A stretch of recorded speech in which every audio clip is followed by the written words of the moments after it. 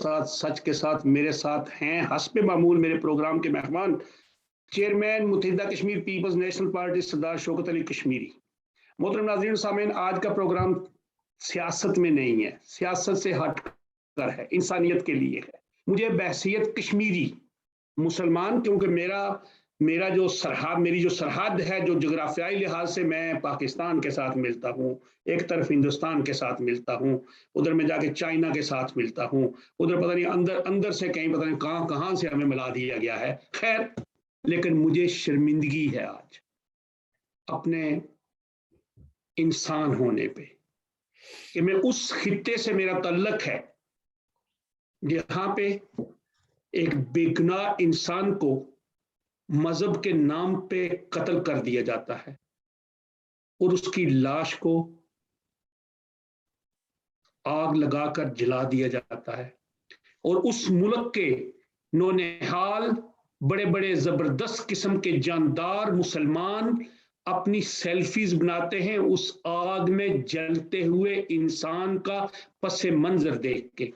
फिर उस मुल्क के वो नौनिहाल जिनकी पैदाइश और उनके आबा अजदाद की पैदाइश एक मजहबी मुनाफरत पे पैदा हुए मुल्क में हुई, और वो क्या कहते हैं, अगर वो वीडियोस देखी जाए, कहते हैं हम आइंदा भी ऐसा करते रहेंगे।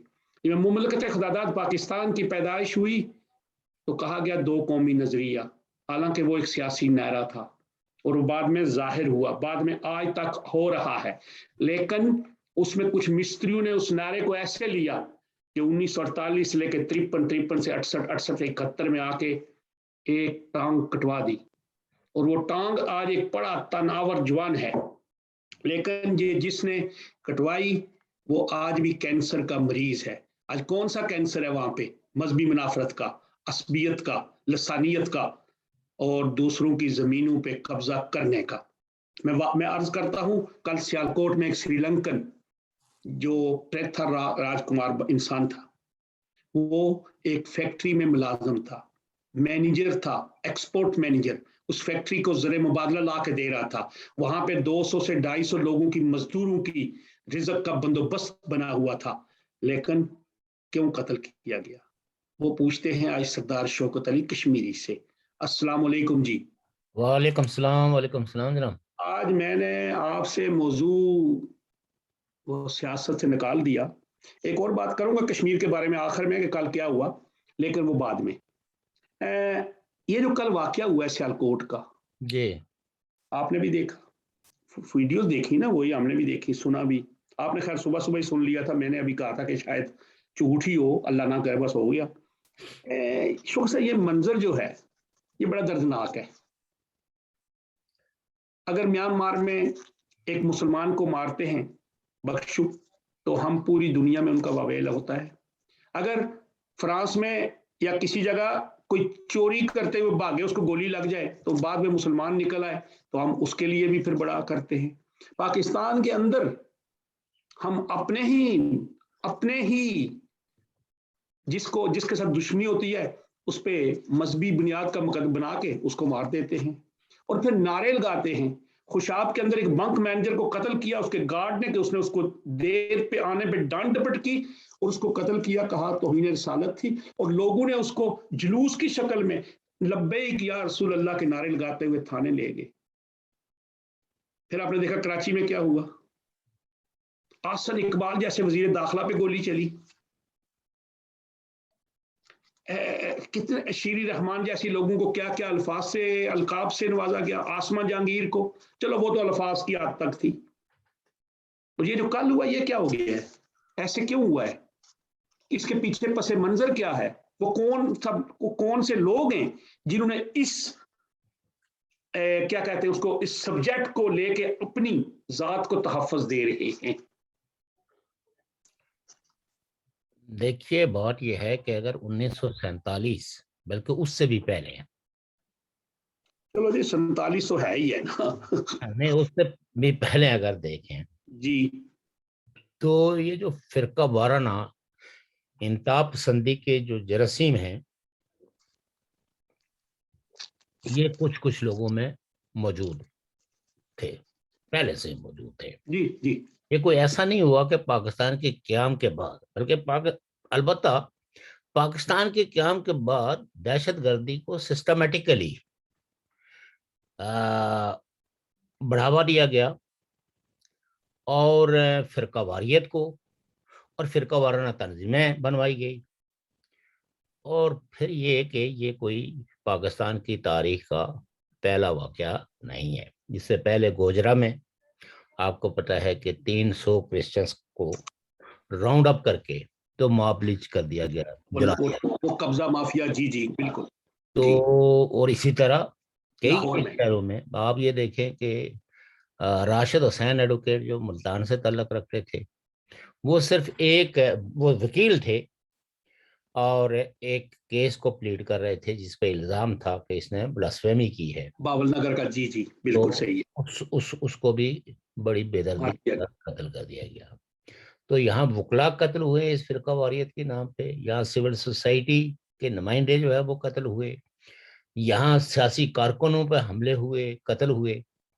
اور اب تو ماحول اس طرح کا ہے کہ آپ نے یہ دیکھا ہوگا سیاسی پارٹیاں نے ایسے واقعات پہ اپنا رد عمل بہت ہی متعدد انداز میں دیتی ہیں. تو یہ ڈرتے پاکستان، ہیں نا. وجہ یہ ہے کہ ڈرتے بیسیکلی وہ دہشت گردوں سے یا انتہا پسند تنظیموں سے نہیں ہے، کیونکہ جی ان جی کو جی بالکل وہی کہ پیچھے جو بیٹھی ہوئی قوتیں ہیں جو ان کو سہارا دیے ہوئے ہیں، جو ان کو کمزور نہیں ہونے دیتی. اصل میں مسئلہ یہ ہے کہ وہ بھی پوائنٹ سکورنگ کے طور پہ دہشت اور ہراسمنٹ کریٹ کرنے کے لیے، تاکہ لوگ اپنے حقوق کا کوئی یا اس دنیا میں جینے کا کوئی حق طلب کرنے کے کا کوئی جو ہے نا وہ ایسا کوئی ڈیمونسٹریٹ نہ کر دیں. تو پاکستان کی سوسائٹی پہ جو موت کے سائے ہیں وہ منڈا رہے ہیں. اور یہ دہشت گردی ایسے نہیں ہے. آپ کے کل ہی آپ کے سامنے مطلب یہ کہ حقائق رپورٹیں، یہ تو وقتاً فوقتاً جو ریسرچ سکالرز ہیں وہ بھی رپورٹیں کلیکٹ کرتے ہیں، بین الاقوامی برادری کے بھی کچھ لوگ، کچھ این جی اوز بھی، حتیٰ کہ پولیٹیکل پارٹیز بھی یہ کام کرتی ہیں کہ یہاں یہ چیزیں کیسے ہوتی ہیں. ان کے ڈانڈے جو ہے وہ پیچھے جا کے اسٹیبلشر ملتے ہیں. بعض مقامات پہ ان کے باہمی تصادم بھی ہوتے ہیں. اب یہ جس شخص کو سیالکوٹ میں موب لنچنگ ہوئی ہے، یہ کوئی خالی مرڈر نہیں ہوا کہ چلو کسی نے گولی مار دی یا کوئی ایک آدمی حملہ آور ہو گیا اور کہیں کسی جسم کے نازک حصے پہ وار لگ گیا اور وہ مر گیا. نہیں، یہ تو باقاعدہ. اور پھر آپ یہ دیکھیے کہ جو بچے جن کی ویڈیوز آئی ہیں وہ ہارڈلی 16 17 میکسیمم 18 19 کے. جی تو اب سوال یہ پیدا ہوتا ہے کہ کیا یہ لوگ فیکٹری کے ملازم تھے؟ باہر سے بھی آئے ہیں لیکن اصل فیکٹری کے ملازمین سے شروع ہوا ہے کام. تو اور پھر کیا پاکستان کی ریاست کے اندر یہ استطاعت موجود ہے، یہ طاقت موجود ہے، یہ ہمت موجود ہے کہ فیکٹری کے ان ملازمین کو جنہوں نے یہ شر پھیلایا اور ایک انسان کو جو اپنے خاندان کا کفیل تھا، کیونکہ آپ کو پتہ ہی ہے کہ اپنا وطن کوئی ایسے نہیں چھوڑتا، اپنی ضرورتوں کو میٹ کرنے کے لیے ہی، اپنے بچوں کی کفالت کے لیے، شاید اپنے رشتہ داروں کے لیے. اور جس آدمی نے یہ اتنی سارا علم حاصل کیا کہ وہ ایک دوسرے ملک میں جا کے ایک فیکٹری کا جنرل مینیجر بن جائے، تو یہ کوئی معمولی قابلیت کی بات نہیں ہوتی. اور اس میں کئی ایک وہ مقامی اور غیر مقامی کے رسبات بھی بیچ میں سکتے ہیں، اور بہانے مذہب کا بہانہ تلاش کیا گیا اور پھر اس کو مار دیا گیا. تو یہ اب ریاست کا امتحان ہے. لیکن الزام بڑا بونڈا ہے نا جی. آپ نے سنا کیا ہوا کیا ہے؟ جی وہ کہ کوئی کاغذ، وہ اخبار کا کاغذ تھا کوئی اشتہار کا، تو اس نے ڈسٹ بن میں پھینک دیا. اب اندازہ لگائیں کہ اس کو نہ عربی پڑھنی آتی ہے نہ اردو پڑھنی آتی ہے. جی اس کے نظر میں کیا ہے جی؟ اور خود پکوڑے بنا کے بیچتے ہیں یہ. تو یہی میں کہہ رہا ہوں کہ یہ پکوڑے بیچنے والے جو ہے نا، جو انہی اخبارات کے اندر جہاں آیتیں بھی لکھی ہوتی ہیں، جہاں بہت سارے اس طرح کی جو ہے، ان کو کوئی ایسا اصل سوال یہ نہیں ہے کہ ان کو کوئی ناموس رسالت سے کوئی عقیدت ہے. یہ اس ملک کے اندر ایک دہشت، ایک خوف، مذہب افراتفری پھیلانا چاہتے ہیں. اور میں سمجھتا ہوں کہ بتدریج یہ ملک جو ہے وہ سول وار کی طرف بڑھ رہا، بلکہ سول وار کا آغاز ہو چکا ہے. اگر آپ دنیا کے اندر جو سول وارز ہوئی ہیں ان کی آپ ہسٹری اٹھا کے دیکھیں تو اسی طرح کے واقعات ہوتے ہیں. لوگوں کو قانون کا خوف ختم ہو جاتا ہے. کچھ لوگ جو ہے وہ قتل و غارت گری کو بالکل اس میں کوئی عیب محسوس ہی نہیں کرتے، کوئی آر محسوس نہیں کرتے. تو جب سماج سے انسانیت کا، ایک دوسرے کا درد ختم ہو جائے اور اسٹیٹ کا بھی خوف نہ رہے، تو اس لاقانونیت کی جو شروعات ہوتی ہیں وہ الٹیمیٹلی ایک بہت بڑی سول وار کی شکل ہے. کچھ لوگ جو طاقتور گروہ ہوتے ہیں جی وہ باقی ماندہ لوگوں کو، یعنی بلکہ اس ملک کی اکثریت کو اپنے تابع فرما بنانا چاہ رہے ہوتے ہیں، اور وہ تابع فرما نہیں بن رہے، وہ مزاحمت کرتے ہیں. اور الٹیمیٹلی ادارے، چونکہ پاکستان میں ادارے تو ناکام ہو گئے، بیسیکلی یہ توازن کون رکھتا ہے؟ ادارے رکھتے ہیں، جن کو آپ ریاستی ادارے کہتے ہیں. قانون پر عمل درآمد کون کراتا ہے؟ ریاست کے ادارے کرواتے ہیں. انصاف کون مہیا کرتا ہے؟ ریاست کے ادارے مہیا کرتے ہیں. تو جب جو ہے، اور یہ کوئی، میں نے اسی لیے کہا نا کہ یہ کوئی it was not a first incident. یہ بتدریج یہ ایک تسلسل ہے واقعات کا، فرقہ وارانہ دہشت گردی کا یہ ایک تسلسل ہے. اور آج تک ان فرقہ پرستوں کو سوائے ایک قاتل کو سزا ملی نواز شریف صاحب کے دور میں. لیکن اس کا پھر حال کیا ہوا بعد میں ان کا؟ وہ جو حالانکہ قتل پھانسی کی سزا انہوں نے تو نہیں دی تھی، پھانسی کی سزا تو عدالت نے دی تھی. تو دیکھنا بات یہ ہے کہ یہیں سے آپ دیکھیں نا کہ اس کے پیچھے جو پالیٹکس ہے ایسیوں کی، ریاست کے اداروں کی، وہی تو ان کو گلوریفائی کرتے ہیں. ورنہ نہیں تو ایک ایسا شخص ہے جس نے وقت کی گورنر کو، اس کا وہ باڈی گارڈ تھا، اس کو قتل کر دیا. بالکل. ان تمام لوگوں کی زبانیں کیوں نہیں کھینچی گئی جو اس کو شہید، جو اسے ناموس رسالت کا جو ہے وہ بہت بڑا ہیرو بنا، اور اب اس مرکت کرتے ہیں. اس میں سے آج پاکستان میں ایک تیسری سیاسی قوت اٹھ گئی ہے. بات یہی میں آپ کو کہہ رہا ہوں نا کہ یہ باقاعدہ ایک پلان نظر آتا ہے نا کہ ایک پارٹی کو انہیں فلوٹ کرنا تھا. اس کے لیے چونکہ بریلوی تو پہلے سے بھی موجود تھے پاکستان میں، جی بالکل، پورا من طبقہ سب سے پہلے، لیکن اسٹیبلشمنٹ کو ایک نئی پارٹی، بریلویوں کی ایک نئی پارٹی جو ملیٹنٹ ہو، جو انتہا پسند ہو، جس میں قہر اور غضب بھرا ہوا ہو، وہ لانچ کرنی تھی. تو اس کے لیے ممتاز قادری کو بطور ایک سنبل کے پیش کیا گیا، اور پھر مولانا خادم رضوی کو اور ان لوگوں کو آگے بڑھایا گیا. اور الٹیمیٹلی آپ یہ دیکھیے کہ خادم رضوی صاحب کی اگر آپ دیکھیں تو ان کو بھی مار دیا گیا. وہ مرے نہیں ہیں، جس مسٹیریس انداز میں ہیں. شاید وہ اس وقت پھر وہ کچھ اور سوچ گئے ہوں تو بس کہا کہ نہیں. تو وہ چونکہ دیکھنا آدمی اگر کچھ تجربے حاصل کر لیتا ہے نا ایجنسیوں کے، جب شیطانی کردار کو کوئی شخص سمجھنا شروع کر دیتا ہے نا تو پھر ایجنسیوں کو ایسے شخص کی ضرورت نہیں رہتی. پھر اس کا انجام وہی ہوتا ہے جو قادری صاحب کا ہوا، یا وہ بہت سوگا. اور یہ اکثر ایسا ہوا ہے. لیکن شوہر صاحب میں ابھی سوری آپ کی بات کاٹ رہا ہوں.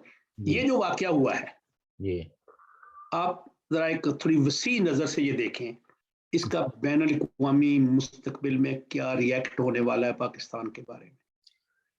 دیکھیے جی، بات یہ ہے نا، ایک بات ہے میں آپ کو کہوں، یہ جو بین الاقوامی برادری ہے نا جی، جس میں عوام آتے ہیں، انسانی حقوق کے علمبردار ہیں جی وہ تو ان واقعات کی مذمت کریں گے، اس واقعے کی تو بہت زیادہ مذمت کی ہے ایمنسٹی جی انٹرنیشنل نے، پوری بین الاقوامی برادری نے، جی جی جی اور یقیناً اس سے پاکستان کی سوسائٹی پہ بہت ہی منفی اثرات مرتب ہو گئے۔ لیکن جو اسٹیٹ ٹو اسٹیٹ ریلیشنس ہیں اور ریاستوں کے جو ایک دوسرے کے ساتھ مفادات ہیں کی جو وابستگی اور ایک دوسرے کے مفادات کے تحفظ کا جس وقت سوال آتا ہے، آپ جو ہے وہ اگر بیک وقت 10,000 آدمیوں کو بھی قتل کر لیں تو آپ کو دہشت گردی کا سرٹیفکیٹ آپ کے خلاف جاری نہیں کیا جائے گا۔ اور یہ ہم دیکھ رہے ہیں کہ ان پالیسیوں کی وجہ سے 10,000 نہیں کئی لاکھ لوگ مارے گئے ہیں، وہ چاہے کشمیر کا محاذ ہو چاہے پاکستان کا اپنا داخلی محاذ ہو، ہر محاذ پہ اس مذہبی دہشت گردی اور ان پالیسیوں کے نتیجے میں لاکھوں گھر اجڑ چکے ہیں، اور سوسائٹی جو ہے وہ نارملائزیشن کی طرف ہے آنے کے لیے تیار نہیں ہے۔ اور آپ یہ دیکھیے کہ آج سے کچھ ہی مہینے پہلے جب جنرل باجوہ نے یہ کہا کہ Pakistan must be a normal state, جی جی انہوں نے کہا جی، دراصل انہوں نے یہ سارے اداروں کو کہنے کی کوشش کی کہ اس کو نارمل کریں۔ میں نے آپ کو پہلے بھی کہا تھا کہ جس وقت امن کا معاہدہ جنرل مشرف جو ہے نا وہ انڈیا سے کرنے کی طرف ہے کافی پیش قدمی کر چکا تھا، تو اس کو جنرل کیانی جو ہے نا ان کی ٹانگیں کھینچی اور ایک ایسا پہلے یعنی ایک سچویشن ڈیولپ کی، مشرف کو تیار کیا گیا کہ he should be take cognizance against اور چیف جسٹس۔ تو نتیجہ یہ ہوا کہ لاہور کی ایک بہت بڑی موومنٹ، پولیٹیکل پارٹیز اس موومنٹ کے پیچھے کھڑی ہو گئی، اور الٹیمیٹلی جانا کس کو پڑ گیا؟ پرویز مشرف کو۔ کمزور کس نے کیا؟ اپنے ہی کولیگز نے۔ اب تو کوئی وہ ڈھکی چھپی بات نہیں ہے، مطلب ججز کے داستانیں ساری منظر پہ آ گئی ہیں، یعنی پولیٹیکل پارٹیز کا اپنا حسن زن، اپنی خواہش کے آزاد عدلیہ ہو، لائرز کا اپنی عدلیہ سے محبت، وہ سب چیزیں درست ہیں، لیکن کنسپریسی جیسے ہوئی تو بہت ہی کم لوگ تھے جو اس وقت، لیکن وہ اس کنسپریسی کو ایکسپوز نہیں کر رہے تھے، بلکہ وہ جنرل پرویز مشرف کے تحفظ کے لیے کنسپریسیز تھیوریاں کر رہے تھے وکلاء کے خلاف اور پولیٹیکل پارٹیوں کے خلاف۔ لیکن بات یہ ہے کہ یہ کوئی ایک واقعہ نہیں ہے، ذوالفقار علی بھٹو کو لے لیں، پاکستان کے جو قیام پاکستان کے بعد جتنی بھی قیادتیں رہی ہیں، تو یہ سب کچھ جو ہے وہ پاکستان کی ایک طاقتور اسٹیبلشمنٹ نے کی ہے۔ اور پاکستان کی اسٹیبلشمنٹ کو طاقتور کس نے کیا؟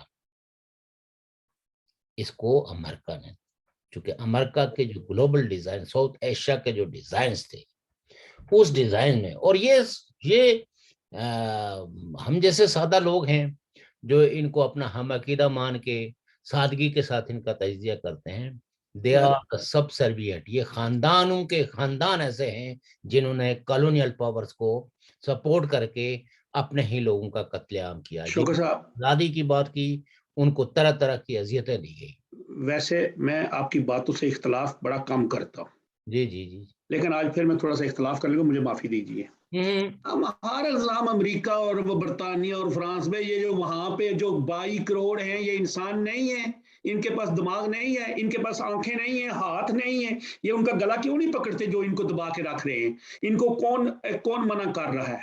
ان کے مفادات ہوں گے، ان کے مفادات نہیں ہیں، یہ تو غربت میں پیس رہے ہیں، پھر ان کو کیوں آقا مانتے ہیں؟ آپ کا اختلاف ختم ہوا؟ میرا جی جی، اختلاف میں کہوں گا امریکہ کے ہم نے کہاں سے اوپر سے آن کے ہم نے کرنا ہے؟ اب سنیے، جی جی جی جب یونائٹڈ ہندوستان تھا جس میں پاکستان بھی شامل تھا، بنگلہ جی دیش جی بھی شامل تھا، یہ جی سارے جی جی اور اس کی کل آبادی تقریباً اس وقت بھی 80 کروڑ سے 80-90 کروڑ تھی. جی ٹھیک ہے. جی برطانیہ کی اس وقت بھی جو آبادی تھی جی وہ تو کوئی 4 کروڑ کے قریب تھی. جی جی لیکن کیسے برطانیہ نے 80 کروڑ لوگوں کو کالونائز کر دیا, ان کے وسائل پہ قبضہ کر لیا, ان کا مالک بن کے بیٹھا. وہ 18ویں صدی تھی. سنیے نا, 21ویں صدی ہو یا 18ویں صدی ہو, جب طاقت کا راج ہو, ٹھیک ہے مومنٹیں تو پاکستان میں بھی موجود ہے جو اینٹی جی امپیرلسٹ ہیں اور اینٹی یہ جو کمیونلزم ہے, لیکن ان مومنٹس کے پاس وہ طاقت اس لیے نہیں آتی کہ چونکہ طاقتور لوگ جن کے پاس بے شمار وسائل ریاست کے, وہ ان کو پراپرلی ٹرانسلیٹ نہیں ہونے دیتے, اور جب ٹرانسلیٹ نہیں ہونے دیتے تو پھر یہ ہے کہ عوام اسی طرح کے نعروں کے گرداب میں پھنسے رہتے ہیں کہ کون ہمارا دوست ہے, کون ہمارا دشمن ہے.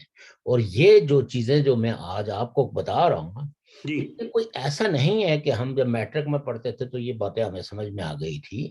اس کو سمجھنے کے لیے ایک سفیشینٹ نالج کی, سفیشینٹ انفارمیشن کی ضرورت ہوتی ہے, کہ جہاں آپ اس پوزیشن میں آتے ہیں کہ آپ کسی واقعے کے بارے میں کوئی سائنٹیفک بنیادوں پہ کوئی اپنی اوپینین بنا پائیں. اتنی جو ہے وہ آپ مجھے یہ بتائیں, جو سہولتیں ہمیں میسر آئی ہیں یہ سمجھنے کے لیے, یہ کیا پاکستان کے 22 کروڑ لوگوں کو یہ سہولتیں میسر ہیں؟ وہ انٹرنیٹ سارا دیکھتے ہیں لیکن وہ یہ سہولتیں ڈھونڈتے نہیں ہے نا. نو دیکھنا, انٹرنیٹ جو ہے, انٹرنیٹ کوئی نالج پرووائڈرز نہیں ہے. اور دوسری بات یہ ہے کہ آج بھی آپ ذرا یہ دیکھیں نا کہ انٹرنیٹ کی سہولت پاکستان کی کتنی % آبادی کو ہے. اور یہ آج کل تو نہیں, وہ ویسے مطلب یہ کہ نہیں, سائنٹیفک بنیادوں پہ جو ڈیٹا ہے, آج بھی پاکستان کی آبادی کا جو 20% حصہ ہے اس کو انٹرنیٹ کی سہولت میں اثر ہے. آج بھی جو ہے وہ 80% آبادی, مطلب جن لوگوں کو یار جھوپڑیوں میں رہتے ہیں, یعنی جس ملک میں بے روزگاری کا جو ریشو ہے وہ ابو 60% ہے, اور جو پاورٹی کا جو انٹرنیشنل سٹینڈرڈ ہے اس کے مطابق تقریباً 45% سے زیادہ لوگ جو ہے وہ بلو دا پاورٹی لائن زندگی بسر کر رہے ہیں, جن کو صبح مطلب ایک وقت کا ہی کھانا میسر ہے. اور وہ کھانا بھی جو کھاتے ہیں اگر اس کو دیکھیں تو وہ آپ کے مختلف ہوٹلوں اور مختلف اس کے کوڑا کرکٹ سے یعنی وہ کر کے. اچھا, ابھی آپ کا ایک اندازہ غلط ہو گیا.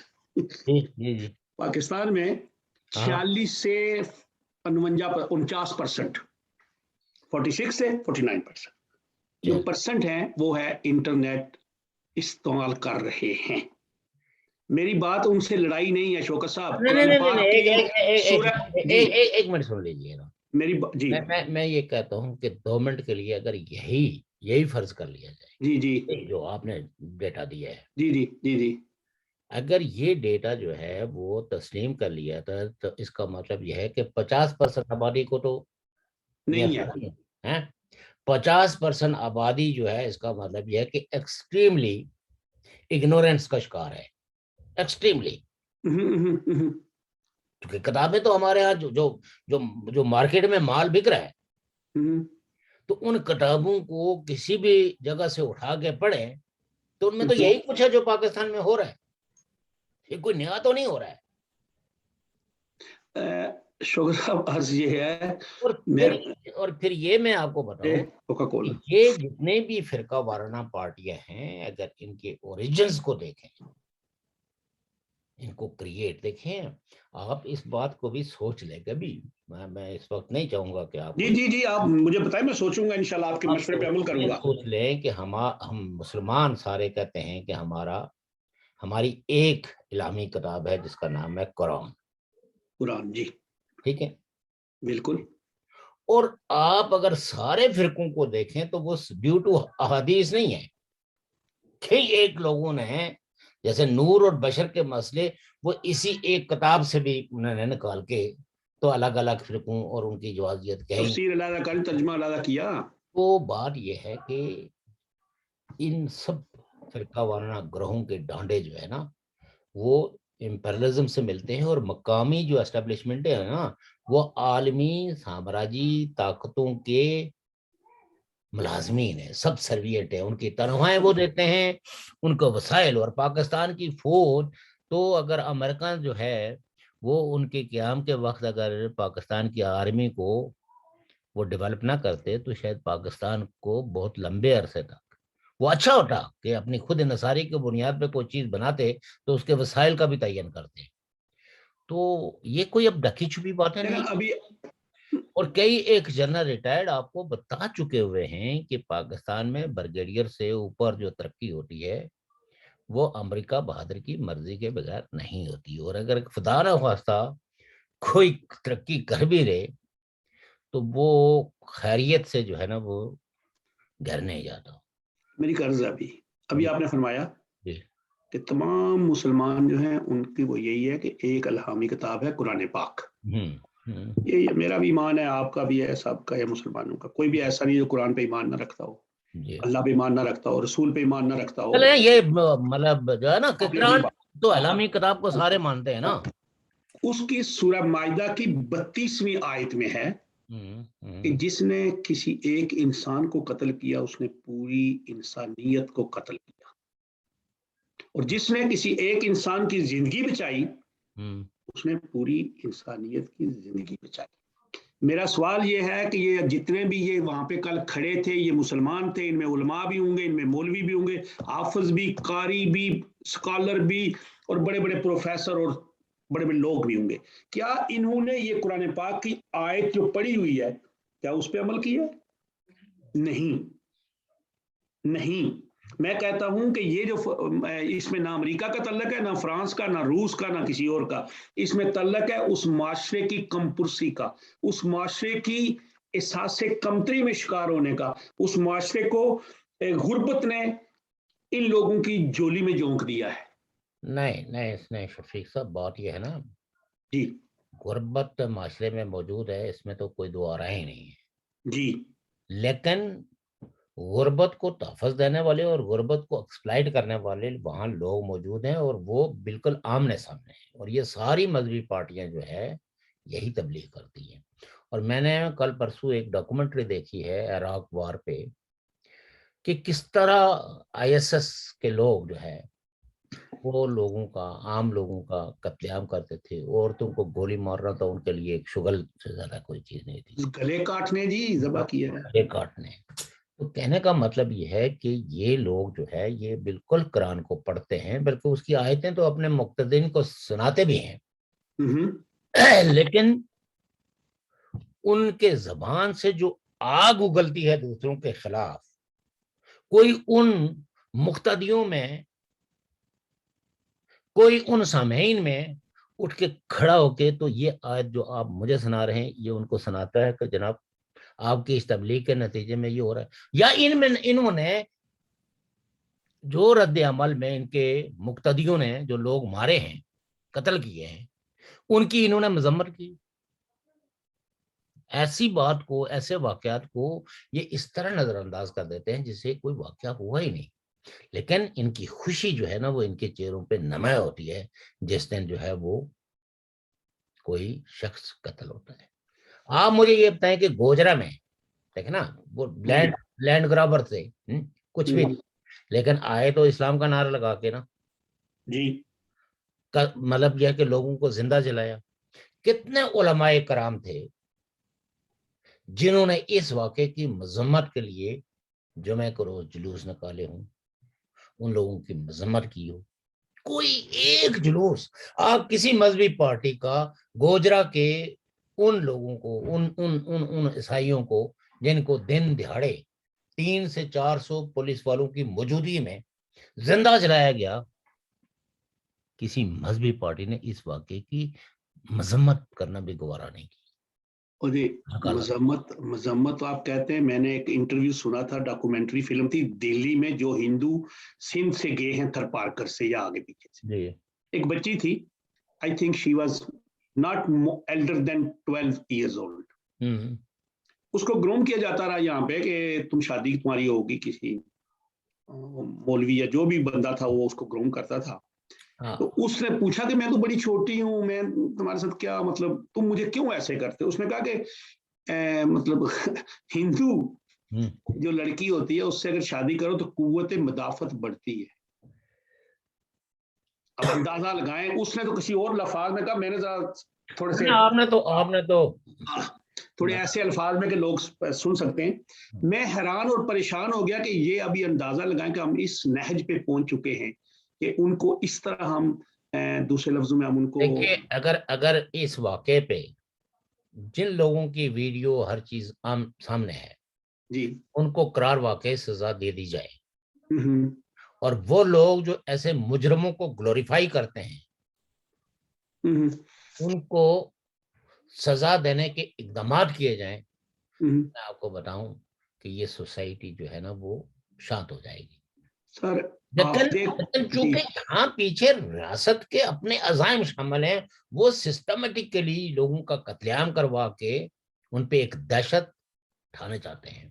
اور میں نے دیکھا ہے نا کہ ہم بھی ادھر تھے جب تو ہم نے دیکھا ہے کہ لوگ کتنے سہمے ہوئے تھے، اور جب ہم نے اس کے خلاف آواز اٹھائی، صرف امن کی بات کی، کوئی کسی کو نامزد کر کے نہیں، اور ساتھ میں یہ کہا کہ ریاست جموں کشمیر کے اس حصے کے اندر جس ملیٹنسی کا آغاز کیا جا رہا ہے یہ کشمیریوں کو تباہ اور برباد کر دیں گے، اور کشمیریوں کے ہاتھ کچھ نہیں آئے گا، جو ہے یہ بھی چھن جائے گا.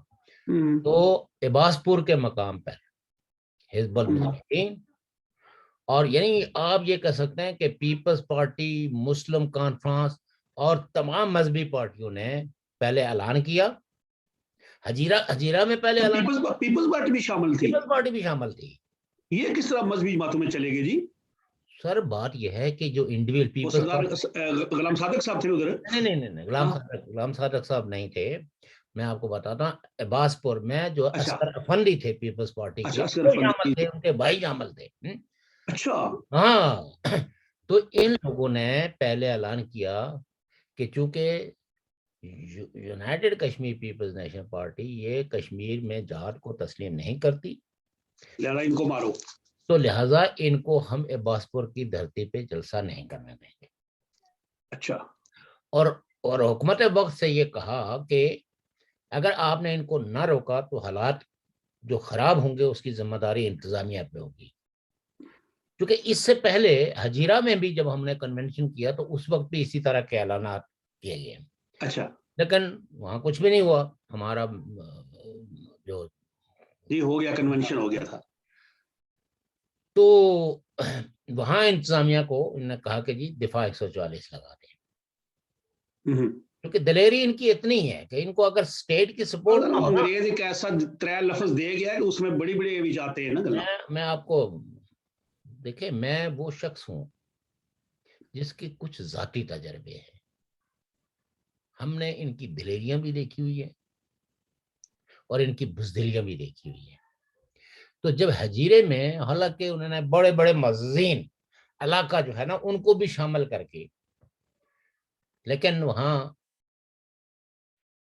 جو ہے یہ نہیں کر سکے، ہمت نہیں پڑی ان کی حملہ کرنے کی.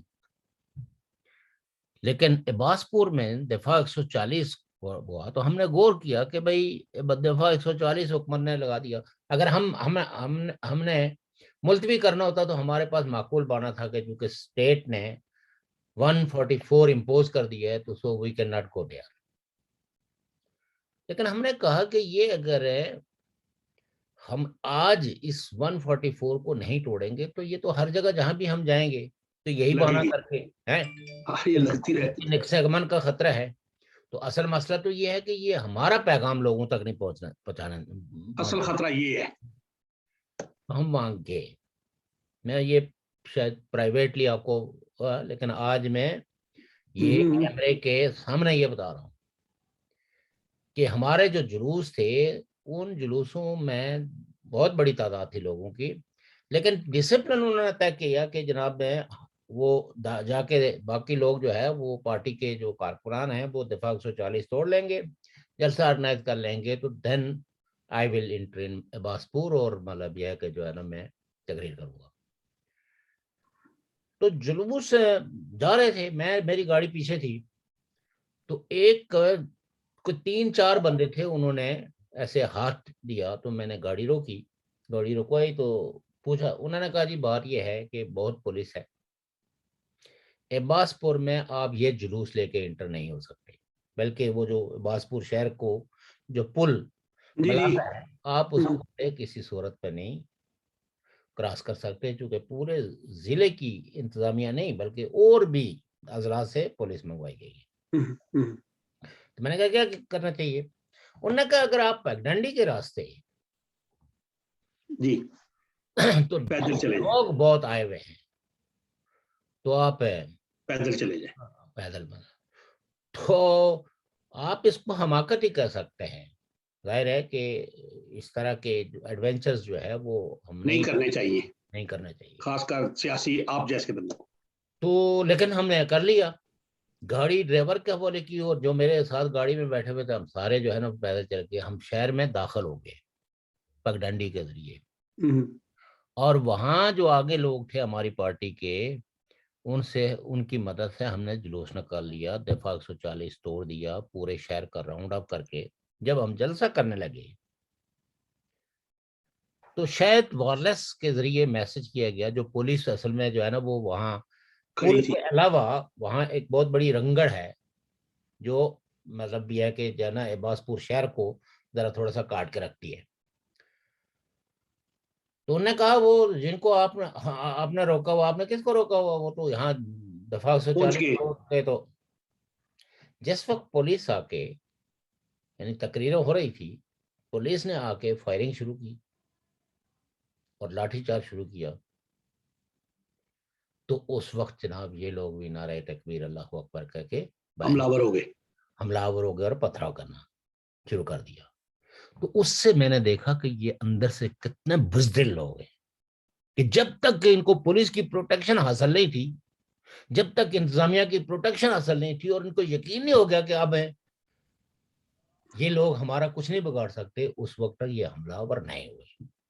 دیکھیں نا انڈیویجل ایک انسان جو ہے وہ اگر آپ بندوق لے کے کہیں داغ لگا کے بیٹھے ہوئے ہو اس کو مار دیں، اس میں کوئی دلیری تو نہیں ہے نا، لیکن تو میں نے ان کی دلیریوں کو بہت قریب سے دیکھا ہوا ہے، اور اس طرح کی گدڑ بھپکیاں جو ہے وہ میں نے کئی سو کال نیشنلسٹوں کی زبانوں سے بھی سنی ہیں، چونکہ آزاد کشمیر میں بدقسمتی سے جنہوں نے خود مختار کشمیر کے نعرے کا ٹیگ لگایا ہوا ہے، آج پاکستان کے لوگوں کی آنکھیں میں کھلی ہوئی ہے، وہ اس پورے سسٹم پہ سراپا احتجاج ہے، لیکن ہماری ان لوگوں کا ابھی بھی بیانیہ وہی ہے، اور وہ چند مرحات کی خاطر جو ہے وہ ہم نے زبان کبھی نہیں کھولی پورے طریقے سے، لیکن میں آپ کو بتاؤں کہ ان میں اور ان فرقہ پرستوں میں جو پاکستان کی ایجنسیوں کے ایجنڈے پہ کام کر کے معصوم لوگوں کو قتل کرتے ہیں، کوئی فرق نہیں ہے۔ جو لوگ اس گھنونے جرم میں شریک ہیں انسانوں کے قتل عام میں، وہ چاہے کتنا مقدس نعرہ ہو یا مقدس مشن ہو، جس مشن کے اندر دوسرے انسان کے قتل آپ کے فتوے کے بقول وہ پوری انسانیت کا قتل کیا ہے، اور ہم نے ان کو دیکھا ہے کہ انہوں نے اس طرح عقیدے کے اختلاف کی بنیاد پہ، سیاسی نظریے کی اختلاف کی بنیاد پہ لوگوں پہ کفر کے فتوے لگائے، ایجنسیوں کو خوش کرنے کے لیے ان کو دوسرے ملکوں کا ایجنٹ قرار دینے کی کوشش کی، تاکہ ان کے جتنے بھی سیاسی جو اثر سوکھ ہے اس کو ہر نو کے سے کم کیا جائے، ختم کیا جائے۔ تو یہ سارے لوگ یہ چاہے جتنے چیخ کے تقریریں کرتے ہوں، یہ بعض دفعہ انڈرسٹینڈنگ کے تحت یہ مذہبی گروہ اور ان کے آگے جو دوسرے لوگ جو سو کال نیشنلسٹ کہلاتے ہیں، یہ انڈرسٹینڈنگ کے تحت، تاکہ وہ جو جینون مومنٹ ہے، سنجیدہ مومنٹ ہے، جو ان کو روکا جائے، ان کو روکا جائے اور لوگوں کو کنفیوز کیا جائے کہ ان میں سچا کون ہے، حق پہ کون ہے۔ اچھا شوکت صاحب، ابھی تو ماشاءاللہ آپ نے بڑی بات ہے، ہمارا ٹائم بھی جائے گا، ابھی 12 منٹ 10-12 منٹ ہے ہمارے پاس۔ ایک بات بتاؤں آپ کو، جی جی، ریاست کے بارے میں نے 1-2 پروگرام پہلے کیے تھے، کچھ میں نے آرٹیکل لکھے تھے کہ یہ جو غیر ریاستی لوگ ہیں ریاست میں، ان جو جرائم کرتے ہیں، جو جرائم پیشہ ہیں، ان کو ریاست سے نکالا جائے اور ان کا ریکارڈ رکھا جائے کہ یہ پیچھے کہاں سے آئے ہیں، کہاں ان کا کریمنل ریکارڈ ہے، تاکہ ریاست کے اندر جرائم کو کنٹرول کیا جا سکے۔ یہ 22 دن پہلے ڈڈیال ایک نام کی جگہ ہے، تحصیل ڈڈیال ہے، ضلع میرپور ہے، یہ وہی جگہ ہے جہاں پہ راجہ تنویر کو آپ کو پتا ہے کہ وہ بیچارہ 2 سال بیچارہ وہ جھنڈا اتارنے کے چکر میں پڑا گیا، اس کو افغانیوں نے مارا تھا۔ وہاں پہ ایک کٹھاڑ گاؤں ہے، میرا اس گاؤں سے اس لیے تعلق ہے کہ کوئی تھوڑی سی زمین تھی وہاں پہ ہماری، راجہ دلاور خان کٹھاڑ جس کو کہتے ہیں، وہاں پہ ایک لڑکی تھی کمل نام کی، 13 سال کی لڑکی تھی، وہ گھر سے دہی لینے یا کچھ لینے گئی، غائب ہو گئی۔ پولیس ڈھونڈتی رہی، ڈھونڈتے ڈھونڈتے اب وہ کچھ کھرے ملے تو ایک پنجاب کا لڑکا جو ضلع فیصل آباد کا تھا، جو وہاں پہ اپنے بھائی کے ساتھ کوئی ٹھیکیداری کرتا تھا، اس بندے کو پکڑا گیا، یعنی اس کے پر جب ثبوت لگے، اس نے باڈی بھی برآمد کروائی جو اسی علاقے سے 10 منٹ، اور اس نے اس کے ساتھ زیادتی بھی کی اور اس کے بعد قتل بھی کر دیا۔ اب وہ بندہ گرفتار ہے، ضمانت ہو جائے گی، مقدمہ بنے گا۔ میں نے ہمیشہ ہم نے کبھی بھی، مجھے لوگوں نے گالیاں بھی دی کہ آپ اپنے بھائیوں کے خلاف اختلافات دیتے ہیں، یہ بات نہیں ہے۔ جو بھی غیر ریاستی لوگ ریاست کے اندر آئے ہیں، کام کریں، مزدوری کریں، ہمیں کوئی، میں نہیں سمجھتا کہ بری بات ہے، اپنا رزق کمائیں، لیکن جو ایسے جرائم کرتے ہیں ان کا ریکارڈ رکھنا کس کی ذمہ داری ہے؟ کیا اسی طرح دیکھیں بات یہ ہے نا کہ یہ کوئی مسئلے کا حل نہیں ہے کہ آج آپ کوئی مطلب یہ ہے کہ کسی علاقے کے اندر شیلڈ لگوا لیں کہ یہاں سے اندر کوئی اور نہیں جا سکتا۔ یہ تو نہیں کہ میں کہتا، اصل مسئلہ جو ہے وہ یہی ہے کہ it is the prime responsibility of the state to protect the life, liberty and property of the people of nationals, yeah, of the nation. جی باقی دیکھیں، روزگار کے حصول کے لیے لوگ دائیں بائیں ٹریول کریں گے، ہم خود 10,000 کلومیٹر دور آئے تھے، تو اس لیے یہ ہے کہ چونکہ وہاں ریاست جو ہے نا، یہ آرگنائز جو جرائم ہوتے ہیں نا، ان کے پیچھے بھی ریاست ہوتی ہے کہ تاکہ لوگوں میں جڑت پیدا نہ ہو، یعنی Punjabi versus Kashmiri, Kashmiri versus Baloch, Kashmiri versus Pashtun, یہ سب چیزیں جو ہے مثلا کوئی ایک فرد جو ہے، دیکھیں بات یہ ہے نا کہ ایک پشتون اگر کوئی غلطی کرتا ہے تو اٹ ڈزنٹ مینس کہ سارے پشتون خراب ہو گئے، یہ تو کہتے ہی نہیں، ہم نہیں کہتے، لیکن جی آپ کو پتا ہے کہ وہاں کے سینٹیمنٹس کیا ہوتے ہیں، سارے پٹھانوں کو نکالا جائے گی، بالکل ایسے ہی ہے، آپ کا مطالبہ ہوتا ہے۔ تو یہ جب یہ اس طرح کی جو نعرے لگانے والے لوگ ہوتے ہیں، یہ دراصل اسٹیٹ کے اداروں کے ایجنڈے پہ کام کر رہے ہوتے ہیں کہ تاکہ ایک دوسرے کے ساتھ ہم جڑ کے کوئی کسی موومنٹ کو نہ سپورٹ نہ کر سکے۔ ہماری تو پارٹی میں 2012 میں جو اختلاف پیدا ہوا، اس میں مجھ پہ سب سے بڑا الزام یہ تھا کہ جی انہوں نے ریاست جموں کشمیر کی آزادی کو چھوڑ کے تو بلوچوں کے ساتھ انہوں نے، یعنی بلوچوں کی آزادی کی زیادہ بات کرتے ہیں۔ انہوں نے کہا دیکھو، جو آدمی اپنے لوگوں کی آزادی کی بات کرتا ہے، اگر وہ دوسروں کی آزادی کی بات نہیں کرتا تو اس کا مطلب یہ کہ he is not true freedom loving person. ہمیں مطلب یہ ہے کہ قوموں، ہاں ایک اصول ہم نے اپنی پارٹی کے اندر ڈے فرسٹ سے وہ کیا کہ کسی بھی مذہبی تحریک کو ہم نے سپورٹ نہیں کرنا ہے، تو مذہب کے نام پہ کوئی علیحدگی کی موومنٹ ہو، سیکسیشنزم کی موومنٹ ہو، علیحدگی کی ہو، آزادی کا نام لیے جا رہے ہیں، ایسی موومنٹس کو ہم نہیں سپورٹ کریں گے۔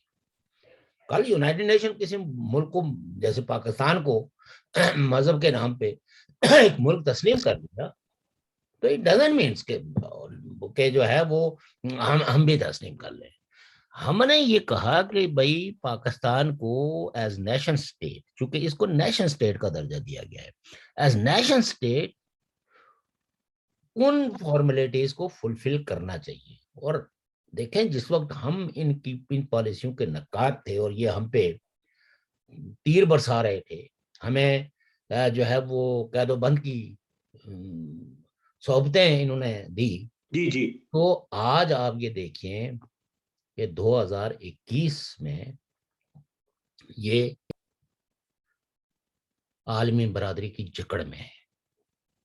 FATF جو پاکستان کو دہشت گردوں کا پروموٹرز, دہشت گردوں کی منی لانڈرنگ میں ایک سہولت کار ملک کے طور پر, الٹیمیٹلی میں بھی کہ کچھ انڈیویڈلز ہوں جو منی لانڈرنگ کرتے ہوں, لیکن اسکروٹنی میں کون ہے؟